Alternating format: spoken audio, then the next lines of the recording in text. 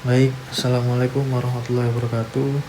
Perkenalkan, nama saya Muhammad Syauqi Albani dengan NIM 2023 1011031132. Di sini saya ingin membuat video terkait video presentasi yang dimana untuk memenuhi tugas daripada Bapak Yaris dengan tema yang berjudul Sistem Peradilan Pidana Indonesia dengan tema proses atau alur menurut KUHP yang baru. Jadi pengertian KUHP sendiri adalah KUHP adalah aturan hukum acara pidana di Indonesia yang mengatur proses penegakan hukum dari penyelidikan hingga putusan. Dalam kajian hukum pidana, hukum acara pidana memiliki peran strategis karena menentukan bagaimana hukum pidana material ditegaskan. Menurut Marjono Reksodiputro, sistem peradilan pidana merupakan suatu sistem yang terdiri dari lembaga-lembaga yang saling berinteraksi dalam menegakkan hukum dan keadilan. Permasalahannya yang sering terjadi bukan pada norma, melainkan pada implementasi. Oleh karena itu, penting untuk mengkaji proses peradilan pidana menurut KUHP secara kritis. KUHP sendiri yaitu merupakan instrumen hukum yang mengatur tata cara penegakan hukum pidana, dan menurut Andi Hamzah, hukum acara pidana berfungsi untuk mencari dan menemukan kebenaran material. Sementara itu, Muladi menekankan bahwasannya hukum acara pidana harus mampu menyeimbangkan antara kepentingan negara dan perlindungan hak asasi manusia. Selanjutnya, tujuan KUHP sendiri yaitu menjamin keadilan. Yang kedua ada melindungi hak tersangka atau terdakwa, lalu memberikan kepastian hukum, dan yang terakhir menjaga ketertiban masyarakat, di mana KUHP sendiri memiliki asas-asas, yaitu KUHP didasarkan pada asas-asas fundamental seperti praduga tidak bersalah dan due process of law. Konsep due process sendiri berkembang dari pemikiran Hartberg yang membedakan antara dua model sistem peradilan pidana, yaitu yang pertama ada crime control model dan yang kedua due process model. KUHP Indonesia secara normatif cenderung mengarah pada due process, namun pada praktiknya masih seringkali condong ke crime control.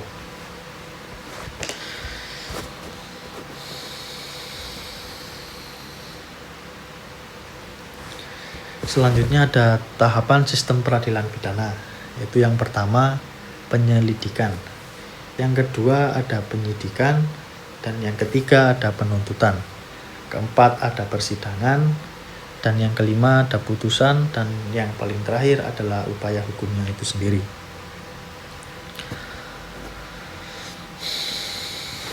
Menurut Romli Atmasasmita, sistem peradilan pidana adalah suatu jaringan yang menggunakan hukum pidana material, hukum acara pidana, dan pelaksanaan pidana itu sendiri.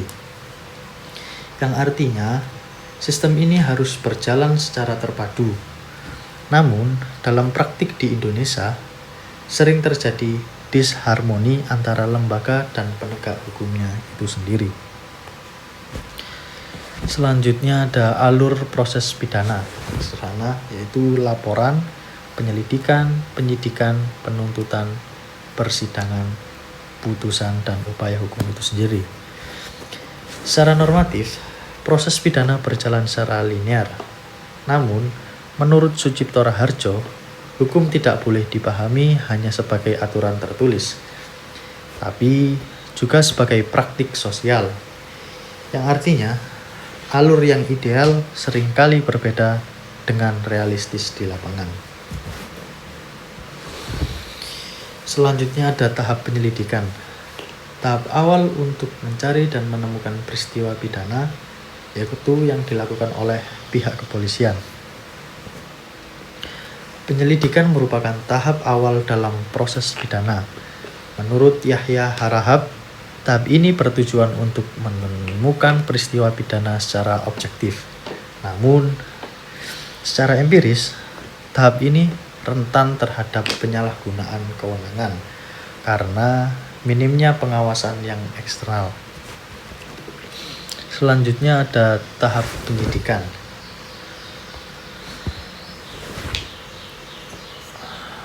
Proses pengumpulan bukti dan penetapan tersangka yaitu meliputi pemeriksaan saksi, penangkapan, dan penahanan. Penyidikan merupakan tahap paling menentukan dalam sistem peradilan pidana.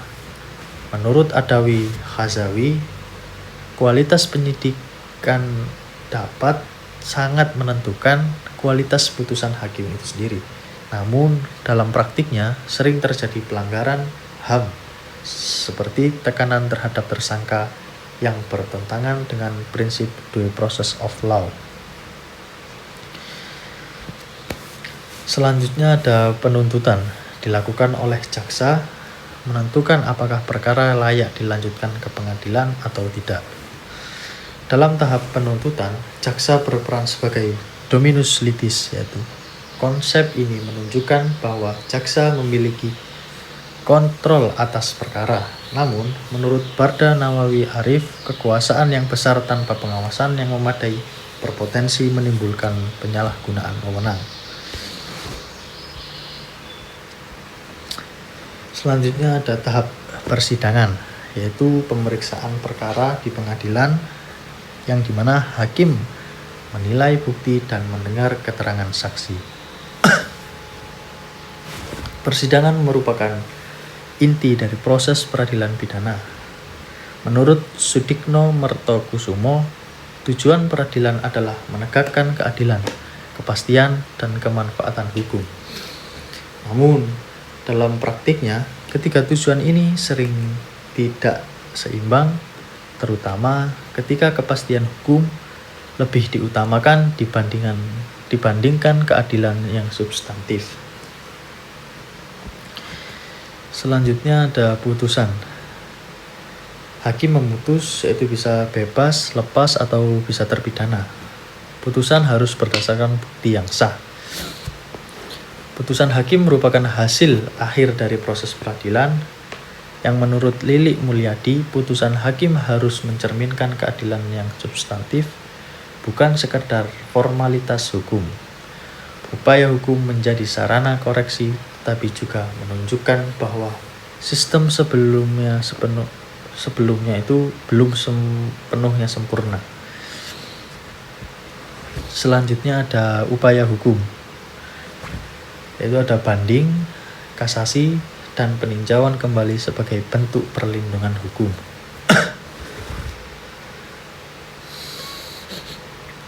Yang menurut saya, KUHP lama dinilai terlalu berorientasi pada kekuasaan negara, yang menurut Muladi, sistem peradilan pidana di Indonesia masih cenderung represif dibanding protektif terhadap hak individu. Hal ini menjadi dasar perlunya reformasi hukum acara pidana. Perbedaan KUHP lama dan KUHP yang baru, yaitu KUHP lama berfokus pada formalitas dan yang kedua perlindungan HAM yang terbatas. Namun KUHP yang baru lebih menjamin HAM, transparansi meningkat, dan penguatan peran penasihat hukum. KUHP baru berupaya memperbaiki kelemahan tersebut dengan memperkuat perlindungan HAM. Konsep ini berjalan dengan pemikiran Sucipto Raharjo tentang hukum progresif yang menempatkan manusia sebagai pusat dari hukum. Dengan demikian, KUHP baru tidak hanya bersifat prosedural, tapi juga berorientasi pada keadilan yang substantif. Jadi perbedaan prosesnya itu, pada KUHP yang lama prosedurnya lebih kaku, dan KUHP baru lebih fleksibel dan berorientasi keadilan. Ada ada penguatan pengawasan dan akuntabilitas. Jadi perbandingan antara KUHP lama dan yang baru menunjukkan pergeseran paradigma dari yang semula berorientasi pada crime control menjadi condong ke due process of law. Namun, seperti yang dikatakan oleh Sucipto Raharjo, perubahan hukum tidak akan efektif tanpa perubahan budaya hukum itu sendiri. Dan kesimpulannya, KUHP baru memperbaiki sistem peradilan pidana dengan lebih menekankan keadilan, transparansi, dan perlindungan HAM. Sistem peradilan pidana Indonesia telah mengalami perkembangan secara normatif melalui KUHP baru. Namun, tantangan utama tetap terletak pada implementasi. Oleh karena itu, diperlukan reformasi yang menyeluruh, tidak hanya pada regulasi, tapi juga pada struktur dan budaya hukum itu sendiri. Selanjutnya saya akan memberikan contoh kasus untuk memahami bagaimana KUHP bekerja dalam praktik dan saya akan menguraikan sebuah contoh kasus sederhana namun representatif. Kasus ini berkaitan dengan tindak pidana pencurian sebagaimana diatur dalam pasal 362 KUHP yang diproses melalui tahapan sistem peradilan pidana. Kronologinya yaitu seorang pria bernama Andi diduga melakukan pencurian sebuah sepeda motor yang terparkir di halaman rumah warga di Surabaya. Peristiwa ini terjadi pada malam hari, dan korban kemudian melaporkan kejadian tersebut ke pihak kepolisian. Berdasarkan laporan tersebut, aparat kepolisian mulai melakukan proses hukum sesuai dengan KUHP, yaitu tahap penyelidikan. Pada tahap penyelidikan, polisi melakukan serangkaian tingkat tindakan awal seperti mengumpulkan informasi dan memeriksa tempat kejadian perkara. Menurut Yahya Harahap, tahap ini bertujuan untuk memastikan apakah benar telah terjadi tindak pidana. Namun, dalam praktik sering kali muncul persoalan terkait transparansi. Dalam kasus ini, keluarga terlapor tidak mendapatkan informasi yang cukup mengenai status proses hukum yang sedang berjalan. Hal ini menunjukkan adanya potensi pelanggaran terhadap prinsip akuntabilitas. Selanjutnya tahap penyidikan. Setelah ditemukan bukti permulaan yang cukup, proses dilanjutkan ke tahap penyidikan. Polisi menetapkan Andi sebagai tersangka dan melakukan penangkapan serta penahanan. Dalam proses pemeriksaan, tersangka mengaku melakukan pencurian setelah menjalani integrasi intensif. Namun, disinilah letak persoalannya. Menurut Adami, pengakuan tersangka tidak boleh menjadi satu-satunya alat bukti. Jika pengakuan diperoleh melalui tekanan, maka hal tersebut bertentangan dengan prinsip due process of law. Yang mana dalam kasus ini terdapat dugaan bahwa tersangka tidak didampingi penasihat hukum saat pemeriksaan awal yang menunjukkan lemahnya perlindungan hak-hak tersangka. Selanjutnya tahap penuntutan.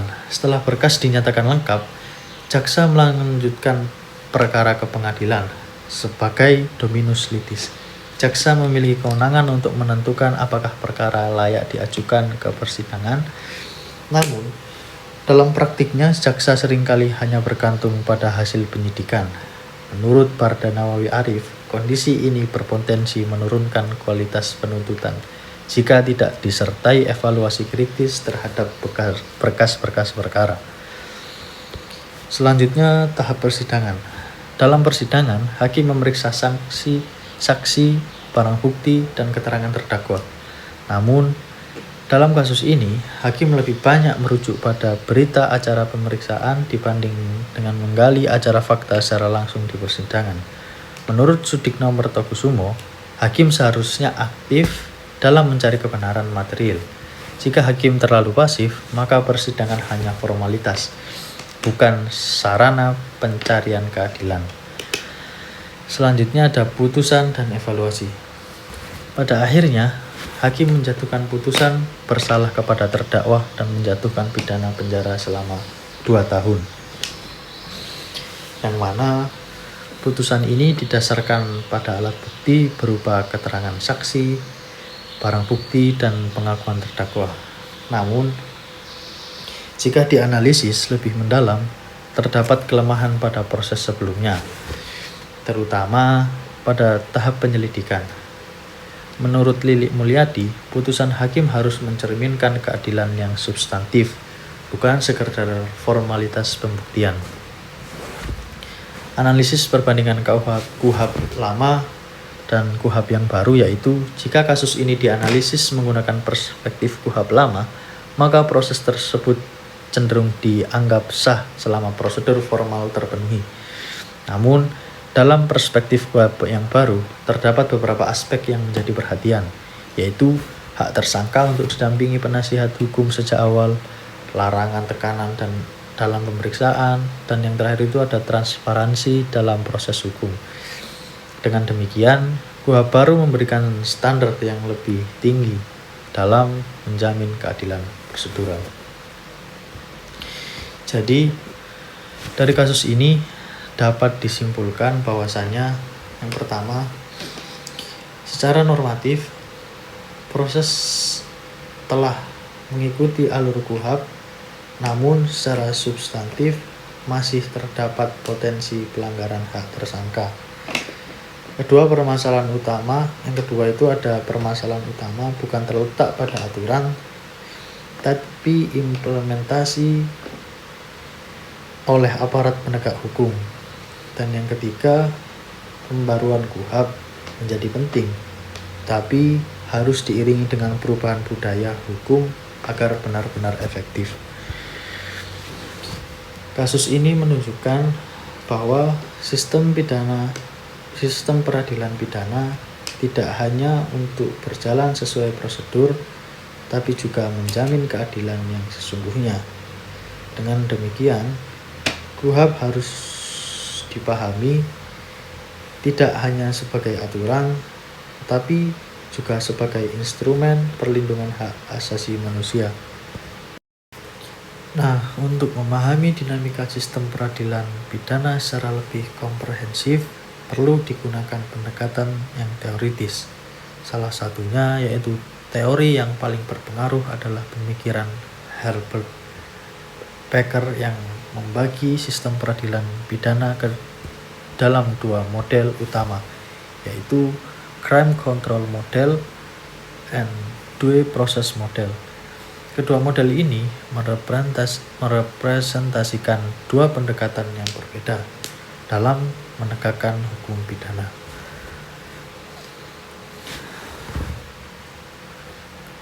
Jadi, crime control model menekankan pada efisiensi dan efektivitas dalam menanggulangi kejahatan.